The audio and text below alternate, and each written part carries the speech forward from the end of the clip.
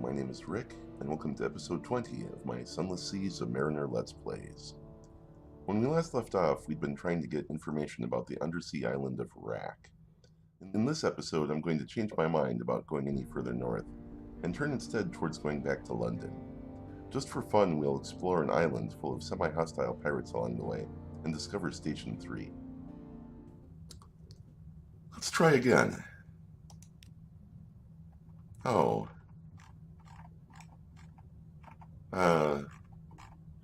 Really? Okay. The Rickers look sallow. Stores are running low. There's enough food to subsist for a time, but the poets may soon be out of paper and the miners won't be able to make the explosives if their powder isn't refreshed. But the fair king ensures there is order. He goes without just as his subjects do, and he sees that those who forsake their work for despair are flogged. Visit the shops tab. Nothing like visiting the shops tab after a good flogging. I could sell foxfire candles for devil bone dice. I'd rather keep my foxfire candle. I could buy prisoners honey for supplies, which I don't need that. I could buy parabola linen for torpedo components, but I need the ones I have. I can buy or sell dark trout coffee beans at not favorable rates. Wow, I am running low on fuel, but it's not cheap here. Fuel and supplies are available, but expensive. Pass. Well, can I help? I cannot. Alright, well, we tried. Let's see. How's the hold doing? If we lose 5 more something, we could carry back a load of Sphinx Stone. Get a lot of strange catches.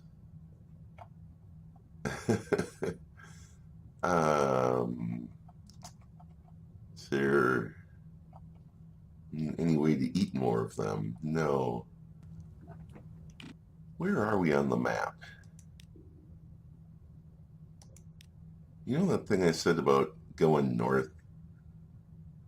Let's do that now. We can come back to Nook for refueling if we need.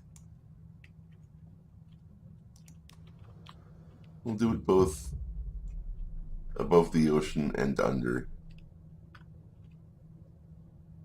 If I was really a mean pirate, I would go sink the putter pony and use it for supplies, but we're not hurting that badly.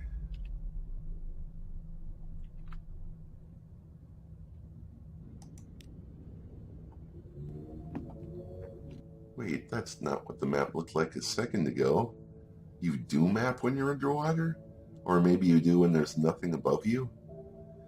It's weird, okay.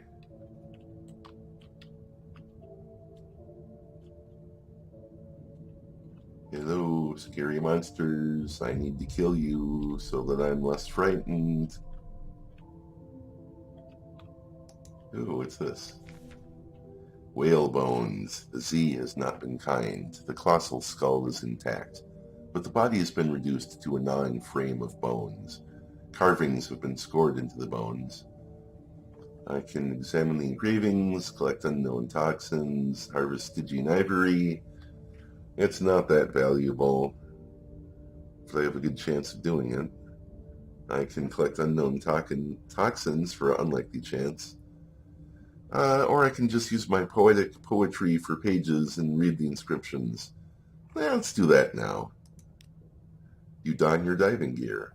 Someone has made a palimpsest of the bones. This is not a corpse, but a bone book. A Z voyage is engraved on the skull. From a city at a confluence of 3 rivers. A woman is at the helm. On the underside of her rib, the same image reversed. She returns.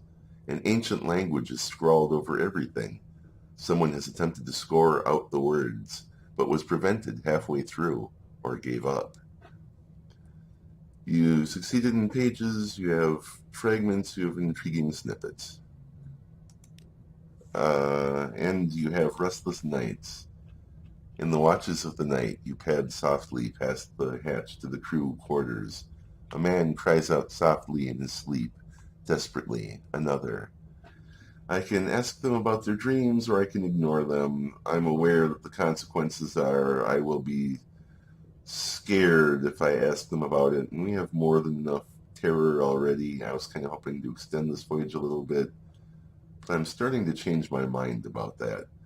In the meantime, though, no, the captain can't be seen to take these things seriously. Go away. The crew is subdued as they take their meals, but all is quiet in the next watch. You've lost the terror. Well, that's a step in the right direction. What is this? What is happening? Oh, I see. I think it has something to do with what I just did. Your bow light illuminates an uncountable school of eyeless pale fish. A sailor pauses, fascinated by their pearly scales. He watches as the fish form silent ranks, rows upon rows of them, like a shark jaws closing around you. I can fight through, or I can attempt to escape. You, if I fight through, I have a 43% chance of success. Or if I try to escape, I have a much better chance of success. Normally I'm the kind of guy that I'm like, yeah, let's go for it, and just cannon our way out of it. But that's also because my high iron would mainly make that be effective. In this case, we're in a submarine. Things kill us. We only have so much oxygen and especially supplies now. I think discretion is the better part of valor. I'm going to attempt to escape. What kind of beasts are these? Not important. Survival is more pressing than taxonomy. That's right. Taxonomy is lesser than survival. A modest challenge. Through a pearly forest, you succeeded in the mirrors challenge. The rows close around you like daggers of bone, pearly fish battering themselves to death against your hull. Yep, that's this game for you. Always crazy monsters trying to attack a boat. Why would crazy monsters attack a boat? Can't they see it's a boat? You steer wildly for a sheltering reef where your pursuers gouge the coral in their attempts to reach you. A thin filament stretches from the skull of each fish, threading away into the dark towards a single point. Eventually, the school turns its attentions elsewhere. It disappears in the darkness as if tugged away by an unseen puppeteer. They leave behind a single wriggling member of their school, burrowed headfirst into an outcrop of coral, a severed gossamer thread dangling behind it. Cool. Some sort of puppeteer monster in the deep is manipulating fish. Neat. Oh, are you a wreck ship? Well, I'm faster and more powerful than you are. I'm also a little low on oxygen.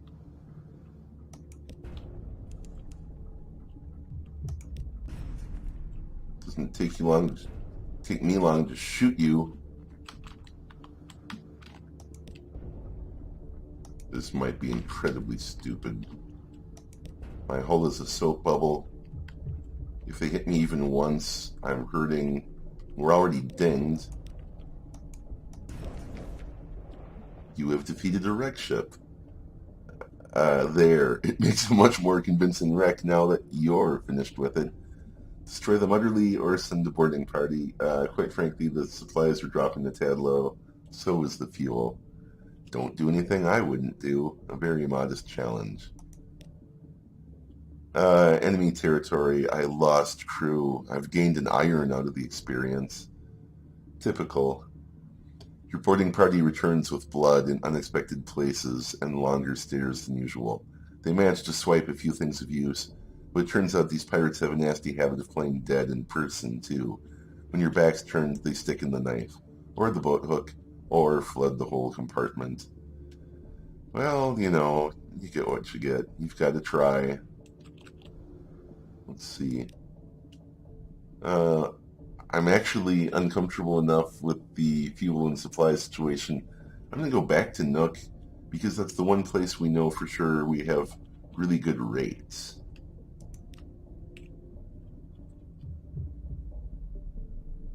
Full speed ahead.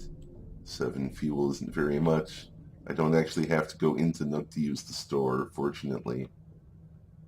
I'm just going to grab 1 or 2 food and a couple of fuel, and I think we're going to go back to London. We're getting too scared. I don't want to take any more chances.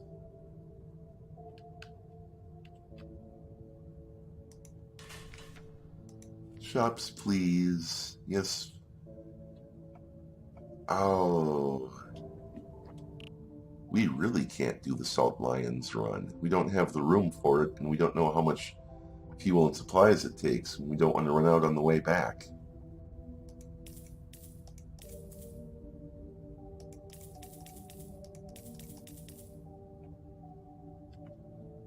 That ought to hold us, or at least get us close enough.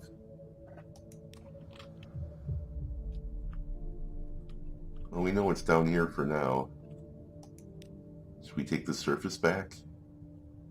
It's better for supplies. We could do some mapping along the way. A new plan. We could go to Gators Moor and explore everything between here and London. Something brushes briefly against the shell. The Zub shakes.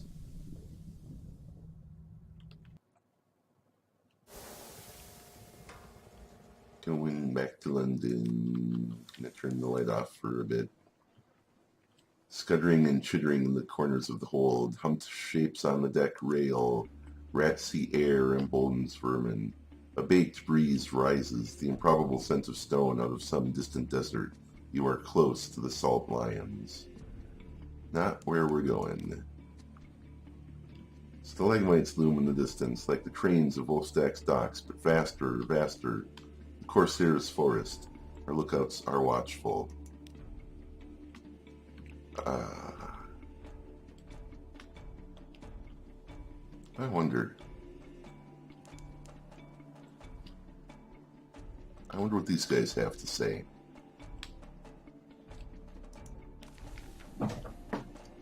The Morin is a stalagmite, fast as a crag, and its foot has no safe harbors. I think I will explore the Morin. There's a surprising quantity of actual landscape on the Morin. It's vertical, admittedly, but once you find the beast paths and urchin roads, you can traverse it as you would a rocky moor, with an additional throatful of lurching terror.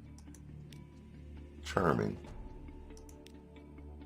No, not what I wanted. A crew of Chelenate hunters exchange heated insults with the Khanate privateer. It looks likely to end in blood. Leave, there's nothing to be gained here. Raise my own flag. The Chelonians are savage ghouls who live in a dead turtle. The Kaganians are decadent cowards who couldn't hold a kingdom together. London is the sole bright light of civilization underneath. Perhaps you should point these things out. 44% chance of success. Yeah, not really my style. Side with the Kaganians or side with the Chelonians. I'm not sure what happens. They're both kind of fun, I think. You know what? Let's side with the Khanate. They tried to run an empire. Maybe it fell apart, but I respect them for that. The Chelonians are a bunch of guys that live in the turtles, so I'm going to side with the Kaganians. They may be foreign, but at least they're halfway sophisticated. That's a different way of trying to express the same thought. A victory. The Chelonians are a fierce crew, but with your assistance, the Kaganians send them running. The privateer lieutenant still wears the red and gold uniform of the Khanate Navy, although his epaulets are gone, and you doubt he's entitled to it. He clasps your hand. Thank you. Show this sign if you ever come to Khan's heart. He drops the pewter horsehead talisman into your hand. You'll find a warmer welcome. Oh, excellent. We have a favor, a pewter horsehead. And we've succeeded in an iron challenge. What else is here? Another afternoon at the Errant Limpet. Yeah, that was such a disaster the last time we did that. Gather intelligence. It's a tough challenge, but we have a 40% chance of success. And 11 crew. Pass. Yep, this didn't work out. Let's go somewhere else. Can buy solace fruit for way too much. Yeah, thanks, but no thanks.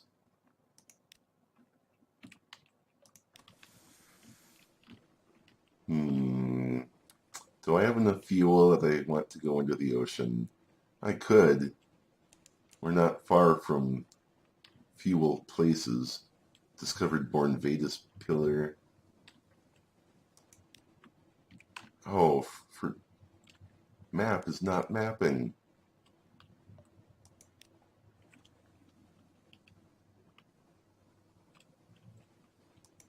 Mappy no map. Mappy no map. Yeah, but you didn't expect to hear that reference, did you?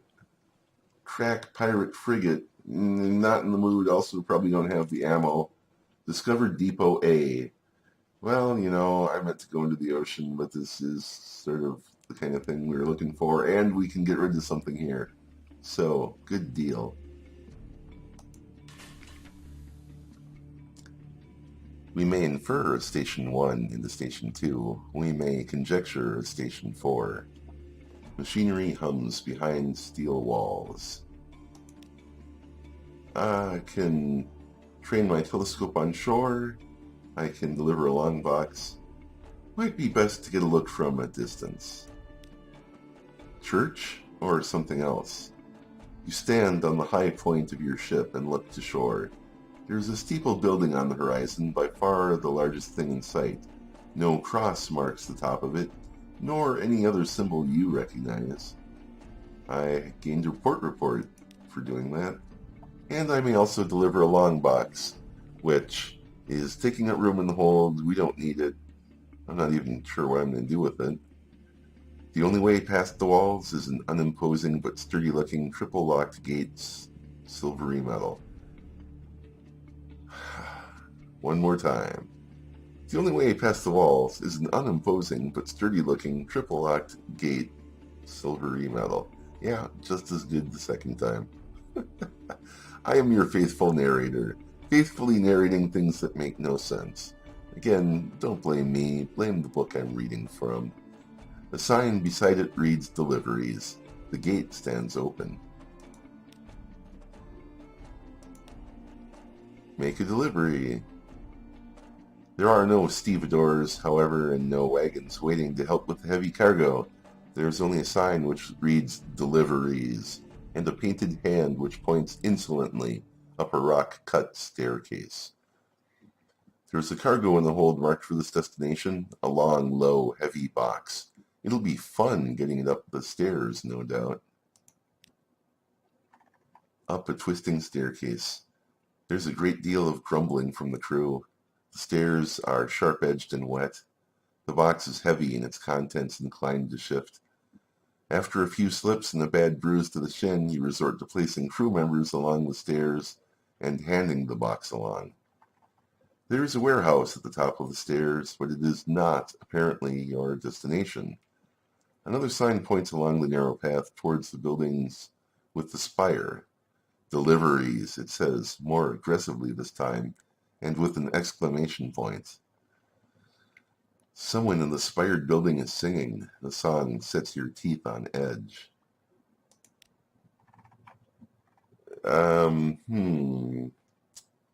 Entertaining. I could head to the building for extra hands. That's not really my style. I could break into the warehouse and leave the box there. That is kind of my style. I'm not above symbol. If you enjoyed the Sunless Sea content, please like, comment, or subscribe. Thanks for watching.